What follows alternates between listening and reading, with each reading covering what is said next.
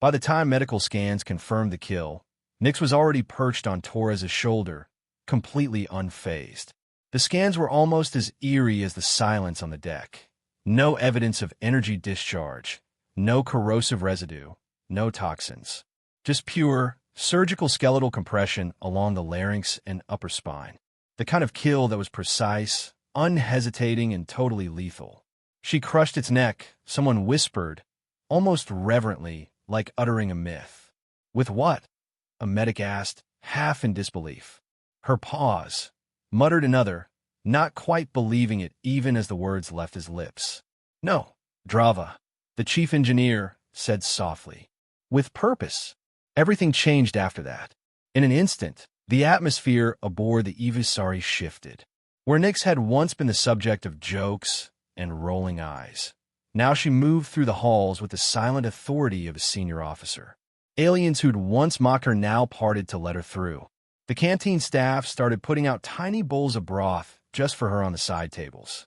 The engineering team built her a custom padded platform right above the main reactor, prime napping real estate. Even the janitorial drones reprogrammed their cleaning routes to avoid waking her from her beauty sleep. Someone even went as far as to 3D print her a badge, Defense Unit Nix Classified, which she wore under her little bell like she'd been a military asset all along.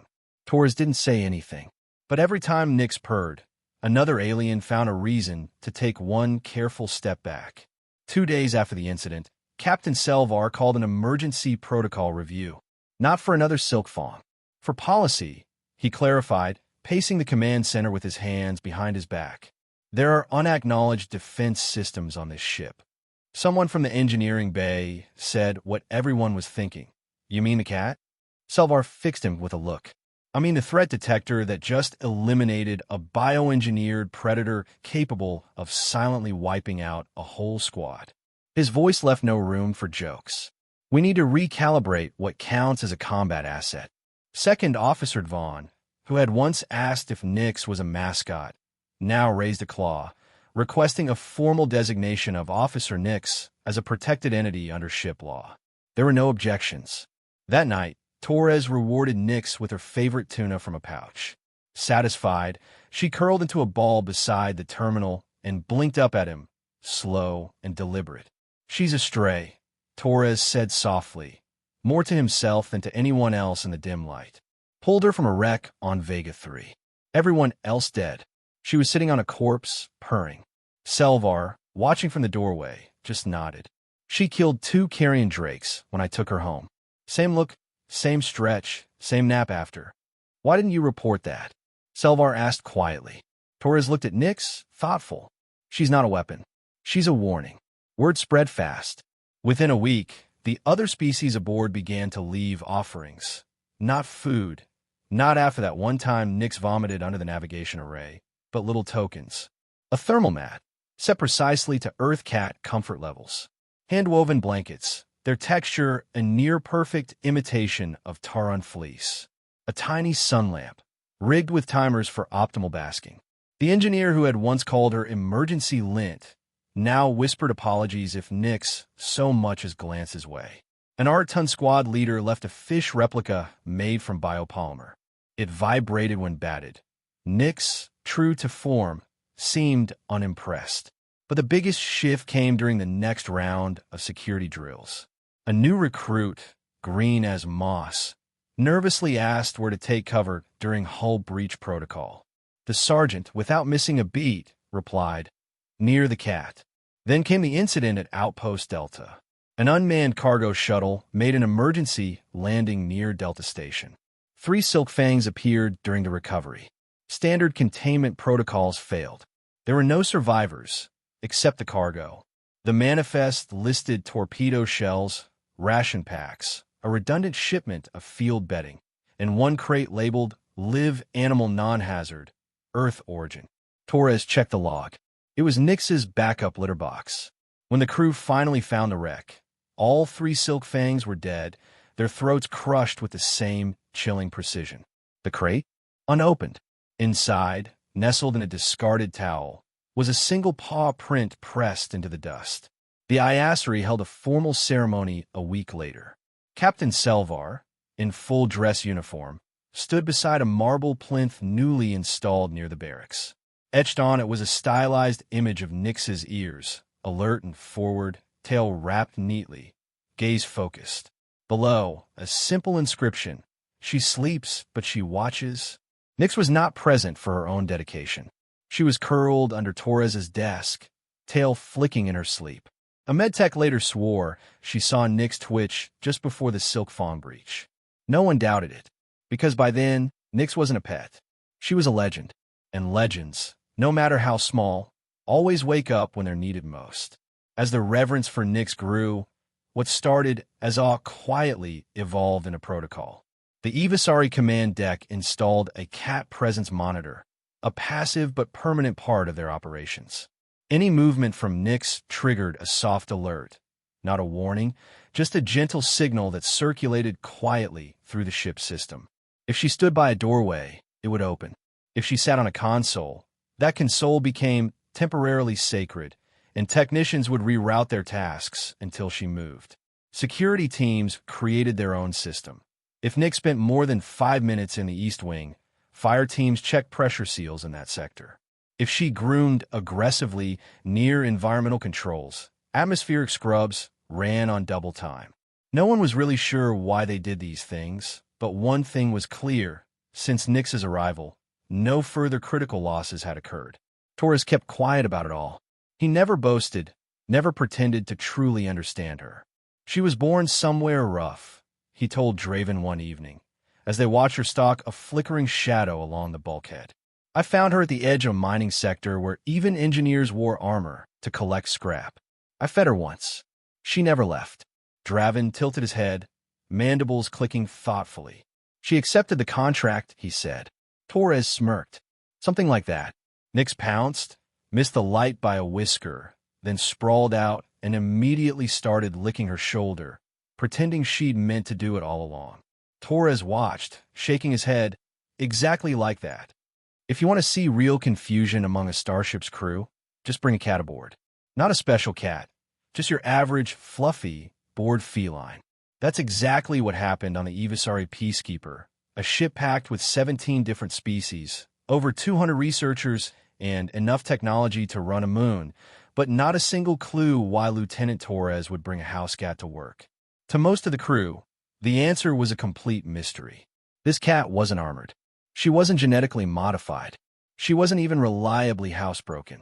Instead, she was soft, impossibly tiny, and radiated pure indifference to everything around her. To Nyx, alarms were just background noise.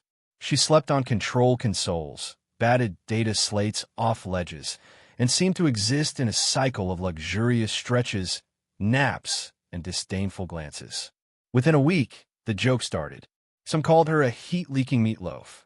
Others, a biological plush. Devon, the second officer, even tried to have her logged as excess biomass on the official manifest. Nyx, of course, didn't care at all. She slept through the insults. She slept through meetings. She even slept through the Silk Fang breach alarm, at least at first. Her daily schedule was fixed.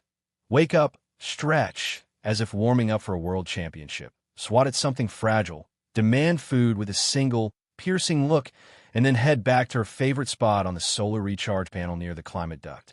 Grooming took a full 30 minutes. Her contempt for ship protocol was absolute. But everyone let her be, because she belonged to Torres, and if there was one universal law on Evasari, it was, don't mess with Torres. Lieutenant Torres was a bit of a mystery himself. He arrived with the latest personnel rotation from EarthGov's Strategic Response Division, a decorated field analyst and advanced infiltration expert. His transfer was the talk of the command deck after he'd been involved in an incident on Omaze that left 4 Kasari spies exposed and 2 Black Ops units demoted to janitorial duty. The command crew didn't like Torres at first. Too calm, too quiet, too human. And then he brought a cat. During his intake, Torres placed a digital certificate on the table, Nyx companion status verified. Emotional support animal, Class B registered. Captain Selvar thought it was a joke, until Nyx jumped on the table, sat on his report, and stared him down with a look that said, "Challenge me. I dare you." Salvar didn't. To most of the crew, Nyx was just background. Ambient, like the low hum of the power core or the faint smell of reheated kelp rations. She'd show up, vanish, maybe chew through a data cord, but mostly she napped. She's not a pet. Torres clarified one night over dinner with Devon, who was eyeing Nyx like she might suddenly sprout tentacles. She's family. Family, Draven repeated, clicking his mandibles. On Earth, your families hunt venom beasts with their paws? Not exactly, Torres said, grinning. But where I found her, she did. That particular story never made it into Nyx's official file. All jokes and routines stopped on day 36. A red warning flare went up across the outer quadrant. Silk Fang detected. 2 patrols hadn't checked in. Scans came up blank. No wreckage, no comms. Then a burst report from another base, 80 kilometers planet-side. 1 confirmed Silk Fang, maybe 2. No survivors. Not a full alert, but enough to freeze the crew in place. You see, Silkfangs aren't just deadly. They're monsters. Apex predators smuggled by genetic cartels, loose on the edge of human and alien settlements, and classified as death world hazards. They move in silence, nearly invisible, terrifyingly fast. 1 bite liquefies muscle in minutes. Antivenom? Useless if not injected within 60 seconds. A window most only ever hear about in horror stories. Panic swept the lower decks. Draven ordered triple seal containment. Captain Selvar doubled the security rounds. Engineers welded shut every vent they could find. Through it all, Nyx yawned, stretched, and went back to sleep. The crew ran drills, evacuation rehearsals, fire team rotations. But the ship was a maze. Vents, ducts, hidden tunnels. Silkfangs loved ductwork. Worst of all, Evasari scanners, tuned for thermal and EM signatures, couldn't track them. Torres didn't join the drills. Instead, he reinforced the covers around his quarters, fed Nyx, then left his door unlocked and went to bed. On day 39, the lights went out. First engineering, then medical, then Section 6. Manual overrides failed. Backup systems flickered. Something was moving inside the walls. Torres woke before the alarm. Nyx wasn't at the foot of the bed. She was standing, tail twitching, eyes fixed on the door. Torres sat up, hand going for his sidearm. Not that he expected it to do any good if a Silk Fang came for him. Nyx leapt from the bed and padded straight to the air vent, silent and deliberate. Then she was gone. No one ever figured out the exact moment the Silk Fang got in. The first scream came at 2:37, Section 7, Medical Bay.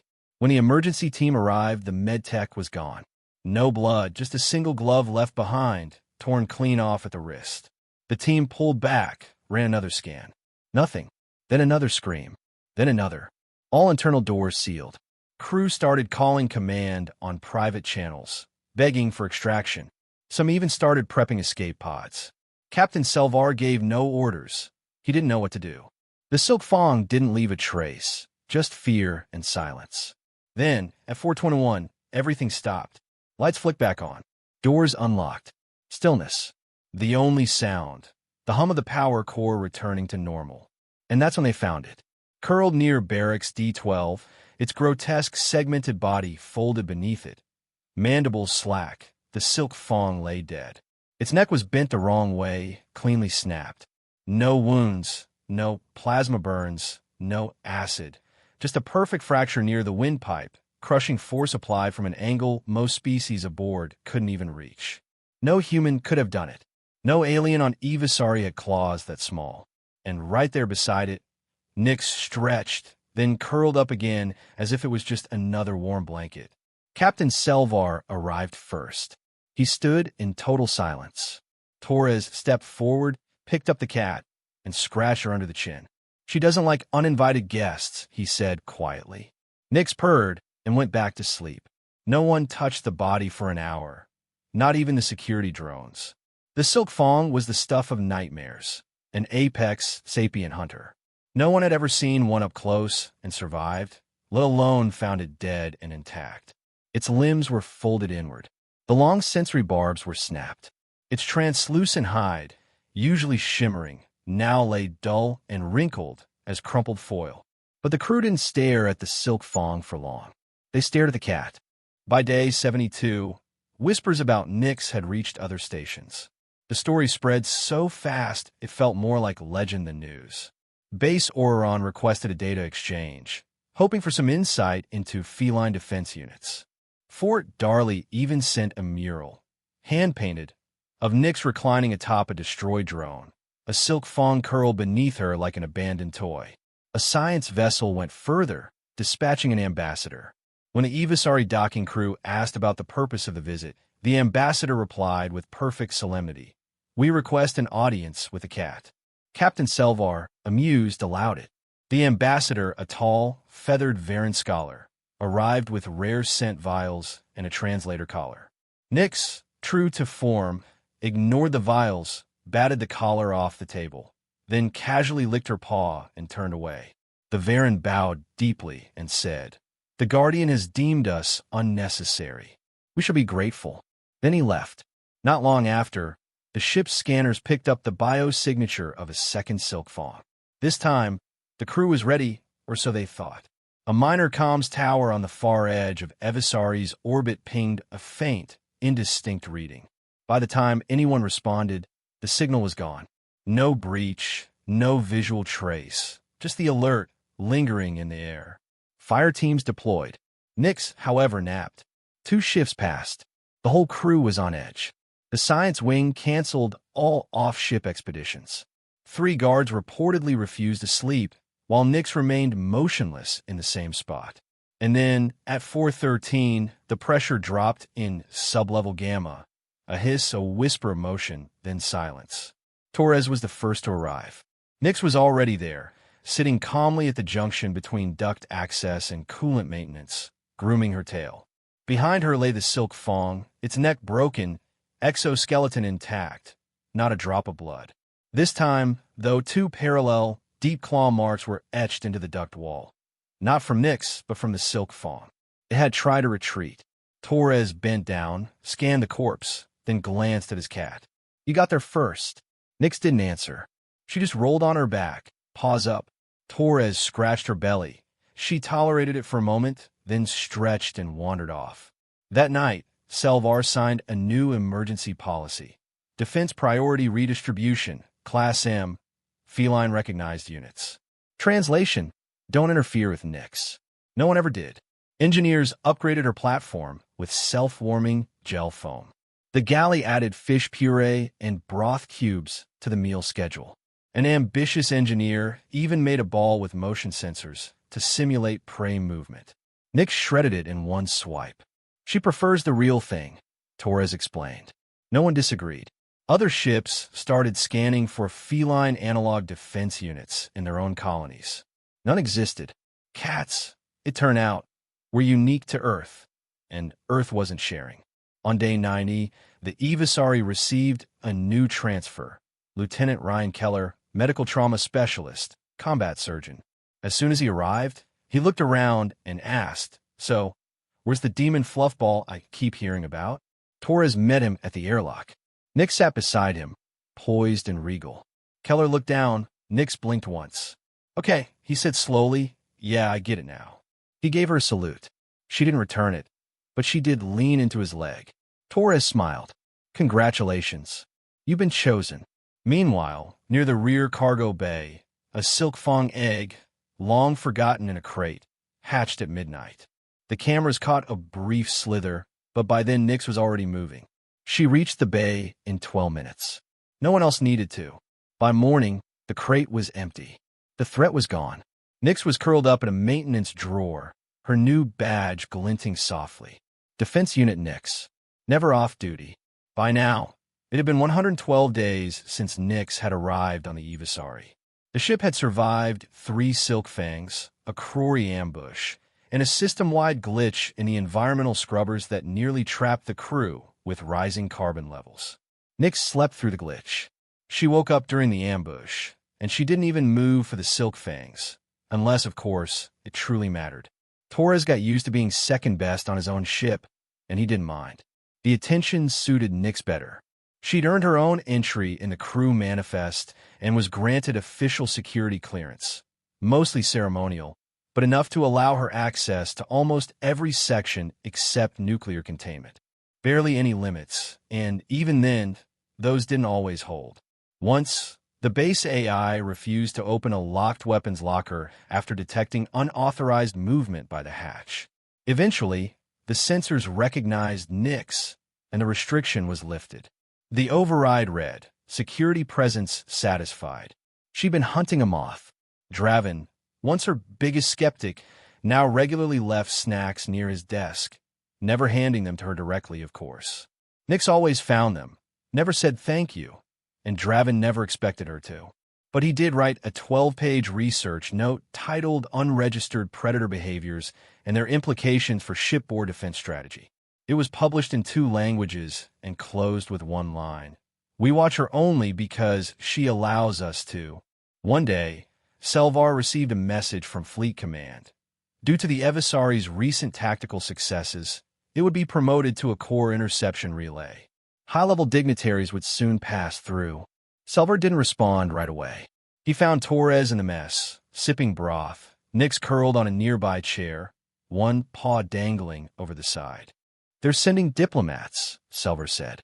Torres raised an eyebrow. "That'll go well." Selvar sighed, rubbing between his eye ridges. "One of them is Cassari." Torres said nothing. Nyx opened one eye, yawned, then closed it again. Selvar shrugged. "I'll double the guards, just in case." Torres shook his head, glancing at Nyx. "You won't need to." The delegation arrived with the usual interstellar pomp. 17 officials, 6 armed guards, shiny robes, piles of datapads. The Cassari rep, narrow-limbed and wearing a gold mask, inspected the Evasari's defenses with obvious skepticism. "We hear you've had trouble with unauthorized fauna," he said, voice dry as static. Torres stood beside Nyx, who sat on the reception table, tail flicking lazily. "Handled," Torres replied. The Cassari turned to the cat, grinning with too many teeth. "This is the mighty killer? The what do you call it, fur dagger?" "She prefers Nyx," Torres said evenly. The Cassari sneered, leaning down, until Nyx met his eyes and hissed, a low, rumbling sound that echoed off the walls. The Cassari stepped back immediately. His guards tensed. Nyx rose, not arched or defensive, just ready. The room froze. Then Nyx sat back down, turned away, and licked her paw. The Cassari said nothing more. The visit ended without trouble, but the diplomats left rattled. That night, Torres found Nyx stretched along his cabin windowsill, one eye on the stars. "She knew," he said quietly. "She always does," Draven replied from the doorway. They watched in silence as the stars drifted by. That same night, the galley deck's motion sensors tripped. A young maintenance recruit found Nyx with her paw on a skittering insect that had slipped in through a faulty seal. It was dead. No venom, no threat. But the message was clear, nothing slipped by Nyx anymore. Nyx never seemed to age or slow down, though of course she did. On the Evasari, time just been around her. New officers arrived, saluted her instinctively, and protocols were updated for her quirks. At night, when the ship quieted and the power hummed low, she patrolled, almost invisibly. Torres sometimes heard her claws tapping lightly on the deck in the dark. He always smiled. It meant everything was still fine. The last Silk Fang came after 417 days. A stealth drop pod, shielded, slipped through debris. It made it as far as Cargo Base 6. Neck broken, 3 gouges in its side, one eye missing. No alarms had sounded. Just a clump of black fur on the crate, and a soft, round imprint in the dust where something small had curled up to nap. That night, Torres held Nyx gently as she purred against his chest. "You did it again," he whispered. Nyx didn't open her eyes. She didn't need to. She'd earned her rest. Today, there's a mural in the ship's atrium, carved into alloy by 3 species. A cat, back turned, tail high, calmly walking toward a field of stars. Beneath are just 3 words. She watched first. And on Earth, there's now a module in the Academy for future ship captains called Unit Nyx. When preparedness looks like sleep, they laugh at first, until they hear the stories, and then they understand. Because sometimes, safety isn't shields and guns. Sometimes, safety is a small, quiet thing that curls at your feet, waiting. And when the lights go out and the nightmares come, it opens its eyes, and they end.